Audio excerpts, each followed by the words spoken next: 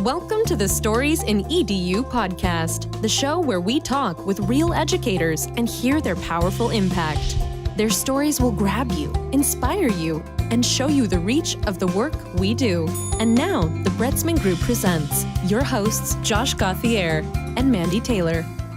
Welcome back to another episode of Stories in EDU, the podcast where we get to listen to great stories told by educators, both young and old and everything in between, about things that have happened to them in the classroom and in schools. And just an inspiring time for us, the hosts, and I hope for you, the listener, that keeps you coming back and listening to our stories every week. Mandy, we've got a pretty good story, or several stories coming tonight, don't you think?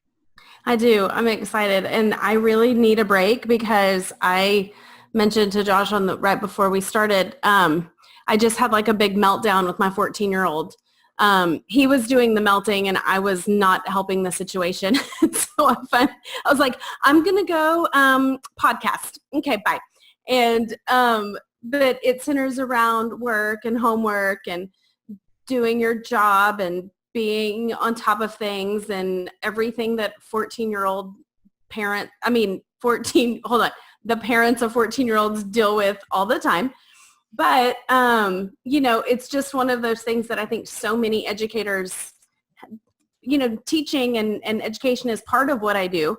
And then there's also these other big parts of what I do too. And I just sometimes am so tired when I sit down.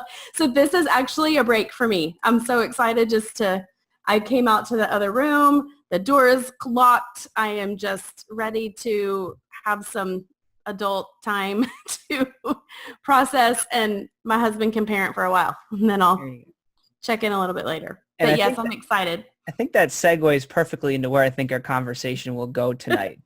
So I, without further ado, would like to introduce Dr. Latoya Dixon to the podcast. Welcome. Thank you. I'm glad to be here.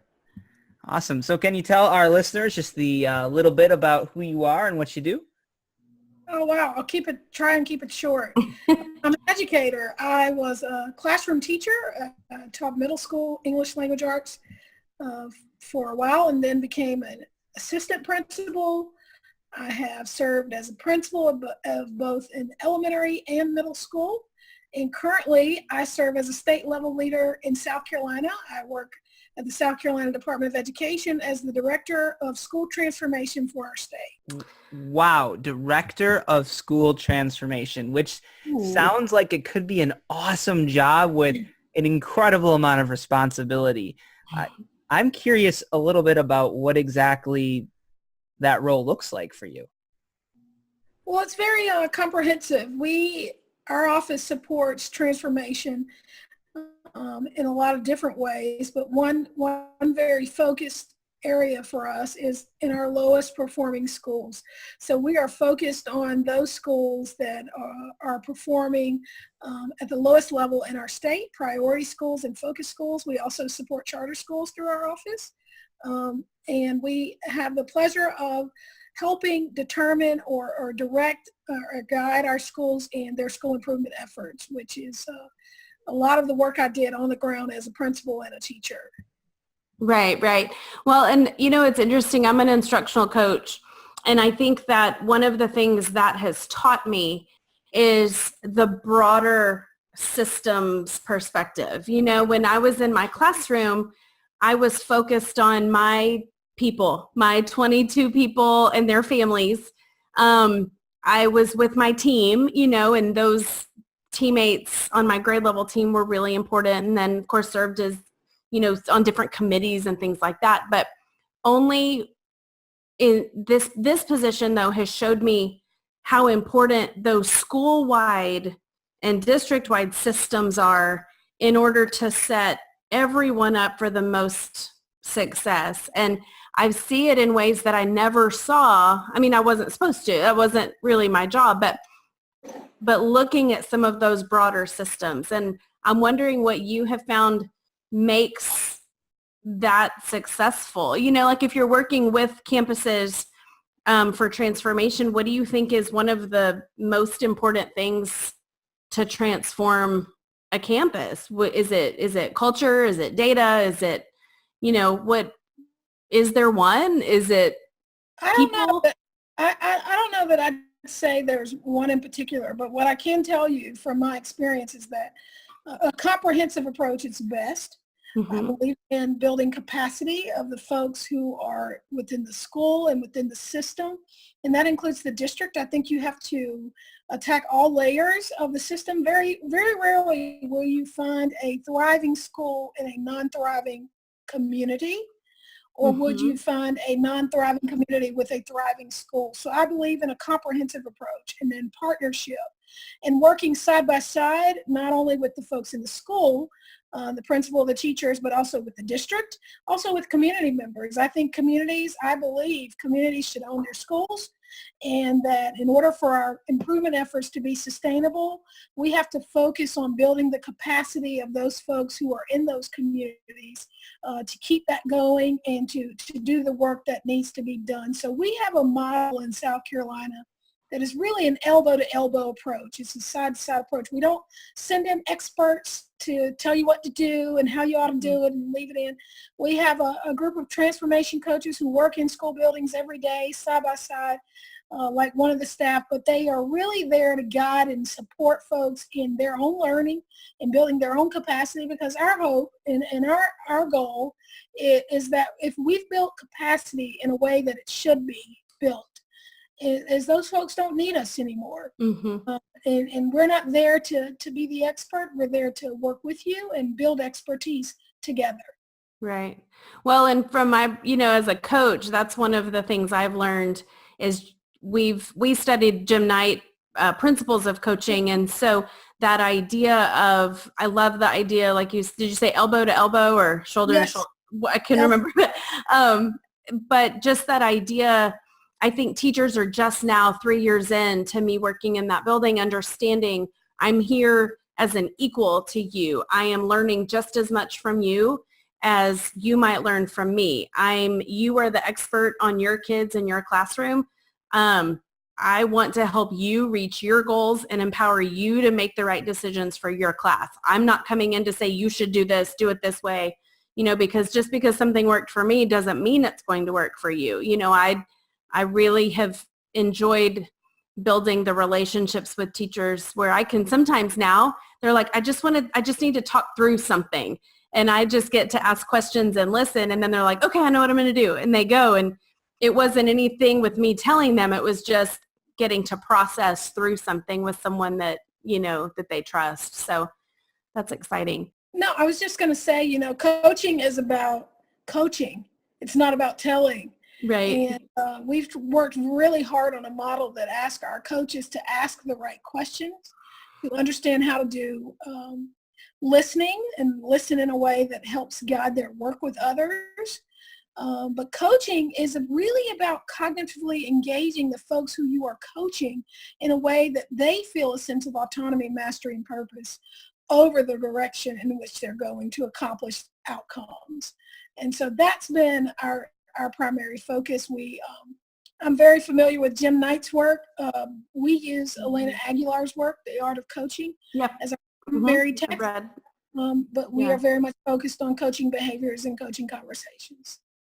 So I know that you have a book that's either out or coming out soon, and I do want to give you a chance to talk more about that, but I want to go to like the genesis of the book. So you said at the top that you were a middle school ELA teacher, and between that and between being a principal, I am sure that there are some stories that you can refer to that really led to the idea of your book and where that came from. So is there something that you feel comfortable sharing back from those times that could maybe be a good lead into talking a little more about your book? Sure. Oh, wow. I mean, there's so much. I think back to my journey as an educator. When I became a teacher in the late 90s, standards were the newest and hottest thing in education. Everybody had a set of subject area standards. We had to be sure we were teaching the standards. And so that was a big deal. And, I always folks laugh. I always tell folks, I had a chalkboard, an overhead projector in my teaching days, and I thought that was just high tech. And I can remember email being the biggest, brightest, shiniest new thing. Yes. And never made it to the era of Promethean or smart boards or, all the interactive clear touch, the neat stuff that's out there now. But I watched an evolution of our profession. And so what I saw is, and what really became an area of introspection for me, is we went from a place where teaching and learning was very much about instilling a love of learning in students. For me, as an English language arts person, it was about making sure my students developed a love of reading and developed a love of writing, not so much to create book reports and nice book mobiles, and wanted them to really enjoy and love to read. And I wanted them to really enjoy and love to write. And I watched over time that become disrupted, and it became compromised by preparation for standardized testing. Mm-hmm. Now, I feel some folks will read the book and probably think I'm completely anti-accountability, anti-testing. If you take a look at my record as a principal, I was able to work very hard along with some of the hardest, most dedicated teachers I know. They did the bulk of that work, and students and parents, and we made massive gains and improvements in academic achievement. As an elementary principal, I led a school where we have had academic achievement improvement year after year for 5 consecutive years. There were 2 years when our school, among all of the elementary schools in our district, was one of 2 that made adequate yearly progress. Mm-hmm. But what I came to realize is that I came to a place where I was so intensely focused on where we were in terms of achievement, that although we were doing some other things that I feel still today are extremely important and valuable and matter in our work as educators, I found myself reducing a synopsis of my career to what I did in terms of how much school improvement we made on test scores. Mm-hmm. Folks would ask me about being a principal, and I came to be known for doing work to improve schools. And I would say, we went from X percentage proficient to this percentage proficient. Or, I went into a chronically underperforming school, and in 2 years we were off the low performing list. And I don't know if it was getting older, wiser, or more experienced, but I began to think there's so many more things that I'm proud of than just the fact that we improved test scores. I think achievement's important. But I also watched very dedicated, talented, hardworking, effective teachers internalize their value as educators and their place in our profession based on whether or not their students passed the big test. And I became very disturbed by that. I think an experience I had that really kind of solidified for me, finished the book, and publish it. I was with my sister. I have 2 older sisters. I write about them in the book. And one's in business, one's in engineering. But my sister Elisa has 4 children, 4 daughters. One is, the oldest is in 5th grade, the youngest is 4. So we've got the grade span covered there. But I remember being with my niece Reagan, who is now a 4th grader and was then a 3rd or either 2nd grader. I dropped her off for an eye doctor appointment. And while we were there in the doctor's office, the power went out and the lights went out. And so there was no power. So the doctor came out and was talking to different folks. I was waiting for my sister to get there for her appointment. And I listened to a parent describe her child in terms of reading level. When she began to talk about the child to the doctor, she said, immediately, this is whatever the child's name was. She's reading on a level so-and-so. And I thought, is this where we are? What happened to she's kind, she's caring, she loves to play soccer, she likes animals, she wants to be a veterinarian one day. When I saw that the hyper focus on achievement sorting, sifting, and ranking of students in schools had trickled down to the way in which parents describe their children. I thought, we need a better balanced approach. Absolutely, academic achievement's important, but what really disturbed me or led me to writing this book was how out of balance things seem to be for me. Yeah. Well, and I was talking to a friend of mine the other day about that. We were talking about this exact same concept, really, because I'm experiencing it as a parent. You know, I have, like I mentioned, I have a 14-year-old and I have a 10-year-old. And both of them next year making the next, my daughter will be in middle school, my son will go to high school. And the other day I was talking to him and I'm like, this matters for your future. And I'm talking to him about, I'm not talking to him about how exciting and going into college and this. I'm talking about his GPA, and he's in 8th grade. And then I'm like, hold up, like this doesn't define his whole life. Like you said, he loves band. He's running track. He's trying a new sport. He plays baseball. And so it's that whole perspective part of just the whole process, and I said, I think one of the reasons we default back to testing or to data even is because it's like math is easier than ELA sometimes, because you can quantify it. Like data, yes. It's easy to run the report. And then we can say, yes. And what's harder is to determine, okay, these children feel empowered. These children have a purpose. These kids, how do you measure that? What do you do? Is there a way or a system or a place that has done this well, where we're not just focused on looking at this, but what are we giving up in exchange for this, and I see it from, because my job as a coach is ultimately to improve student performance. I also want them to be happy and well-adjusted, and I support teachers. But on the other hand, one of my job descriptions is to help, I find that I look at data way more than I did when I was a classroom teacher, because as a classroom teacher, I just kind of knew. I knew my kids. I knew what they liked. I knew where we were.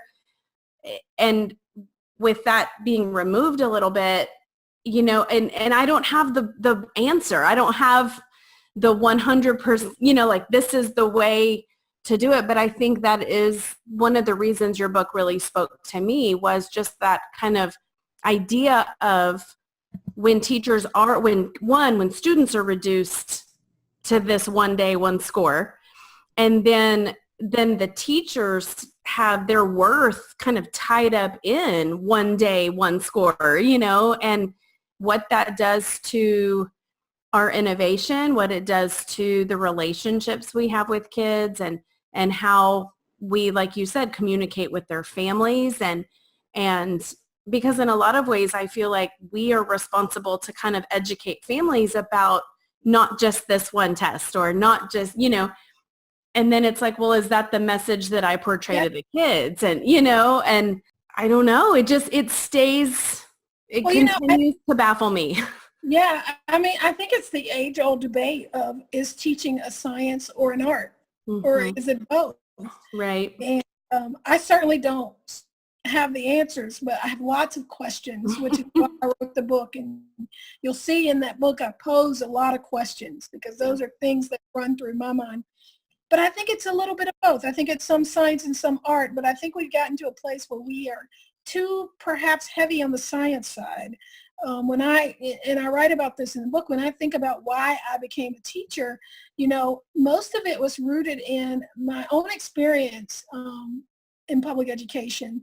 I grew up here in South Carolina in a housing project. My mother was a single parent, and I had a few good teachers in my life who really, really pushed me, and they did that in different ways. It's always interesting. I always tell people, my two older sisters, they're extremely bright. They were good children. They listened. They followed directions. Always been a rebel my entire life. And, I was never in an advanced class. I took one honors class in high school, biology honors. That's it. I liked the teacher. And so then I went to Clemson for my undergrad, and I just wasn't engaged in school quite the way I think I should have been. I was interested in some other things. But once I got to undergrad, I really, really was passionate about becoming a teacher. And because of that passion, I just was driven in my work. And sometimes I wonder if we're tapping into kids' passions, or are we tapping into the science part of it, how high we can get that numeric number. Mm-hmm. I know so many folks who I went to school with, both college and through high school, who are getting up, going to work every day, but I don't know that what they're doing is in their heart. But I can say without a doubt, I was born to be an educator. Right. It's my purpose. And I struggled with what I write about in the book. And I reached a place where I thought, oh my goodness, I have gone to school. I have an undergraduate degree in English. I have a master's, a specialist, and a PhD in educational leadership. And here I am. What am I going to do? And I knew leaving the field of public education wasn't an option. I'm committed to living a life dedicated to public education. It's my commitment. And so I decided, I've got something to say. I'm going to fight back. Mm-hmm. I'm going to figure out a way to help educators raise their voices, to have courage, because there's got to be a balanced approach. Yeah. There's got to be an opportunity for us to be more balanced. And I think perhaps, I don't know, it makes me wonder that maybe the reason we see some of the greater focus on social emotional learning is because we've been too far on the other end of academics. Right. And we've learned about, I have gray hair, those folks who are with me 20 years into it, we've learned about the whole child, meeting the needs of the whole child. And I look at what drives the work we do, what drives the master schedule, what drives the choices we make every day. And too many times I see that it's how students might perform on the high stakes assessment rather than what they need. Well, and the more you talk, the more I'm like, I just want to go eat dinner with her. Like, I started in 98. I was 21, okay. My first year teaching. And so this is my 20th year in public education. And when I went to school, my undergrad I had a specialization in early childhood. So I had a lot of classes on cognitive development, social and emotional. I took entire classes on that. And then I remember getting, my first job was in first grade. And I remember thinking, why doesn't everybody know about, like, we would talk about gross motor, blah, blah, blah. And people are like, what? And I realized that early childhood degree, really, we learned that was like birth through 8. And I'm like, why do these first, second, and third grade teachers not have this early childhood background? And it's so funny because the other day I was like, oh, wait, we're going to do maker spaces and social and emotional learning. You mean what we used to call kindergarten? Like, we've made everything so academic. We're taking away easels. We're taking away manipulatives. We're taking away play. We're taking away the home living centers and structured things where we know the kids learn how to socially engage with each other. And then all of a sudden we're like, why can they not talk to each other right? How are they not? And I guess we could let them play. And we're like, that's what we used to do that was wrong, And so I think that, I'm not putting down, like, when you hear the themes and the trends and, oh, now we're doing, okay, STEM, that's also what we used to do in kinder and first and second grade. We did art and things that we did. We had, these broad, and I'm like, now we're marketing it almost as something different. Like, and it's not that it's a bad concept or idea. It's just we've kind of been doing that. But then when we went through, we kept shoving the standards down lower and lower. So I totally feel like, everything the questions that you raised in the book left me really asking more questions. But what I came away with the most was the idea of the call to action. Because I know for me personally, because I work So, I'm at school from 6:40 to 5, and then I get home and I do my own life with my family. I very often over the years have said to myself, my work is during the school day, and then I'm going to let everybody else figure out policy and the other parts of education. And I really feel like your book is pushing me to looking at ways that I can use what I've learned to help the system instead of just continuing to work against it. It's that call to action that we are the ones that have to make a stand for our kids, our communities, our schools, because we're the ones that did the work to learn how. I don't ask my accountant for health advice. I don't ask my doctor to do my taxes. I go to the person that has studied that work. And so the fact that we don't do that in education is kind of disheartening, so. Yes, but I think there's an opportunity for us to do just that. And listening to you talk about the call to action just warms my heart, because that is the intention with which I wrote the book. We are the experts. We're educators. There's this misconception out there that there's widespread expertise when it comes to teaching and learning. You don't find people who think that, there's widespread expertise around being an OBGYN or widespread expertise in being a cardiologist or widespread expertise as engineers. I have a sister who's an engineer and a sister who's in business, and they see themselves and they are viewed as experts. There's a level of trust there. And I really began to question and wonder, is this view that we need a third party to come in and really tell us whether or not teachers are experts or whether or not kids are learning, due to the fact that we still in this country hold educators as being intellectually less than those in other professions. And I completely reject that. I use an example in the book of the American Medical Association. It's stocked with practitioners, physicians, and I think we are the practitioners, and our voices are important. They're important for policy. They're important for the success of our students, and that if we are a part of what's happening in our field, the level of ownership, the level of success, the level of improvement is going to be exponential, because it's really difficult to own a process that you did not develop, that was placed upon you. And it's almost an automatic distrust, and in some ways perhaps an insult, that someone else needs to come in. I say this all the time. I said this the other day giving a presentation last week.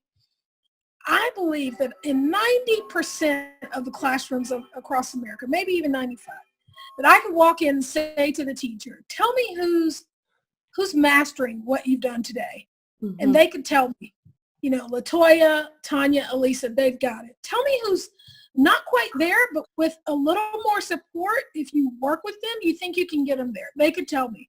Tell me who's not there and they have wide, broad gaps in their skills and knowledge, and you've got to do some scaffolding and some readjusting to get them where they. I don't think that teachers necessarily need a third-party person to come in and say, this child has learned and this one hasn't. And I don't know that teachers believe they need that. I think there's been this narrative for so long about, as educators, we've been a failure. Public education is failing our country. Our kids are being outperformed by kids in other countries. But I think what we failed to do is a couple of things. We haven't looked at that in its whole form. And we haven't elevated the profession in a way that really, really says, education matters to us and educators matter to us. I think there's a way to do both. There's a way to push for high achievement, but also treat the profession with a respect and a hallmark as a field that's hallmarked for the noble calling that it is. Yeah. Yeah, love it. Briefly, we're about to wrap up here with our lightning round, but do you want to give us a a quick synopsis of your book, the title, where we can find it, and what we can expect to find within those pages. Sure, absolutely. So the book, it has a long title, says a lot about me. I have so much. It's not a long book. It's very short. It's like lots of thoughts crammed into a few hundred pages. But it's Burned Out, Beaten Up, Fighting Back, a call to action for America's public educators. You can find it on Amazon in either paperback format or Kindle. And if you're going to be at NAESP in Orlando this summer, find me. I will autograph your book for you happily, and would love to talk to you about it. We're using the hashtag call4action4ed, ED, call to action for ed, to talk about reflections from the book, things we can do. I think what you'll find is not only what I've found to be things that I think we need to give strong consideration, but also a level of actionable steps that we can take as educators to restore our profession, to raise respect for it, to bring joy to it, and to keep ourselves sustained in this field so that we might be of value and use to the children of this nation for a long, long time. Love it. That sounds like an awesome book, and I cannot wait to get it and read it. And I'm so excited that you were able to join us tonight, and I hope this podcast at least is a little boost to what I hope will be a wonderful reach for you with that book. So thanks for sharing that with us. Can you stick around for our quick little lightning round?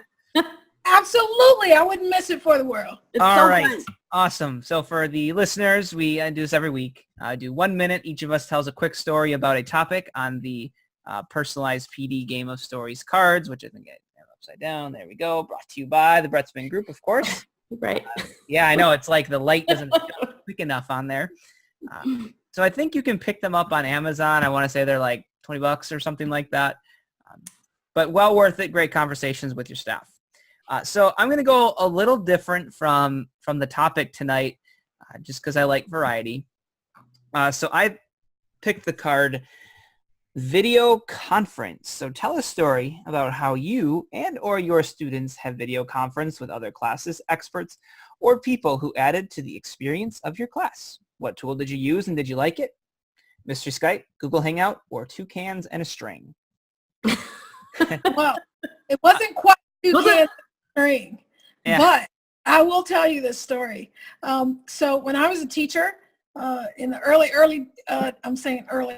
days, but a long time ago, pre-Skype, pre-Google Classroom, before all of those things were available, I did a video conference with a teacher who was an ELA teacher in New York City.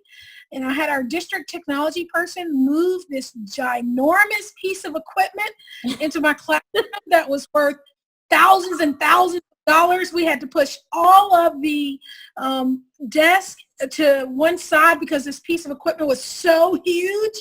And I was like the most revolutionary, forward, progressive thinking teacher there was. So her students presented a project on a particular book they'd read. We did like video conferencing book talks, and my students, of course, their projects were like out of this world. They were awesome. So I love telling people that story, that I was Skyping before Skype was Skype. And I can't give you a name for what the ginormous piece of equipment was. It was huge though, and it took an act of Congress to do it. That is awesome. And you know, when you say stories, tell stories like that, I think that to me makes me realize like how easy all of that stuff is to do today, how easy it is to make the connections, how easy and cheap it is to just do a Skype or Google Hangout whenever you want. And it's like the excuse now is like you don't have one. Like let's just do it. Thank you. That was an awesome story. Mandy, are you ready? Yes. All right, go ahead. So I kind of am kind of the same way. I was when I first got into Twitter a couple years ago, 4 or 5 years ago, I think. The very first time I was on Twitter, I met this teacher named Ashley Grayville, and we were teaching the same grade, and we kind of just started tweeting back and forth. And so it wasn't a video conference, but we had like this entire book study project through Twitter. And her kids would take a picture of the books and say, pick a book to read. And my kids voted. And it was the first time that I had leveraged Twitter for any kind of educational purpose. And through that process started this idea of bringing Flat Stanley, the idea of like pen pals and stuff, into this age of let's use technology to connect instead of just to consume. And that's it. Excellent. Beautiful, Mandy. Cool story. I think, that's whenever I try and talk about that with teachers, the video conferencing thing, like it's hard to separate it from Twitter because like that's where I've found most of my connections. So I think I might as well start the clock now, right? So back when I was in the classroom a few years ago, I taught a careers class, and my goal was to try and connect students with as many careers as I possibly could within my tiny little town that I taught in and my limited connections. So Twitter was a big help with that. Two big things that came out of that. One, we were able to Skype with a computer programmer, which was pretty cool, and the guy who wrote games. Found out that he actually contributed to Tomb Raider at one point, which was kind of neat. And that was just through the chain in Twitter, getting to Skype with him, which was neat.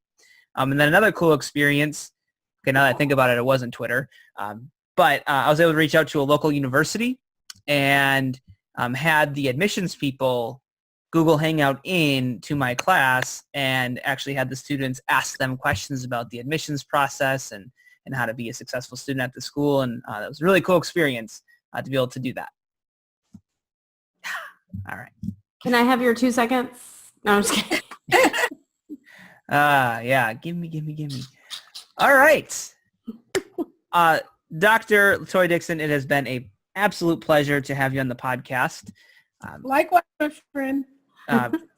Is there some place that if people want to know more about the book or about the great work that you've done, where can they reach out to you?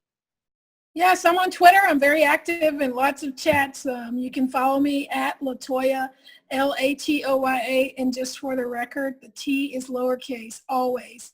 Dixon 5, Latoya Dixon 5 on Twitter. And I have a website. It's called leadershipwithlatoya.org. Love it. I'm glad you clarified that because this is like the least technological way, but I've actually started like sketchnoting when we do a podcast, and then I have this little book of everybody's notes and I write down quotes that you say and fun stuff like that. But I had the T capitalized, so I'm glad you clarified that for me. Excellent. Lots of stuff to chew on with this episode. On behalf of Mandy, thanks for listening to Stories in EDU, your home for great stories from educators out in the field from all over the place.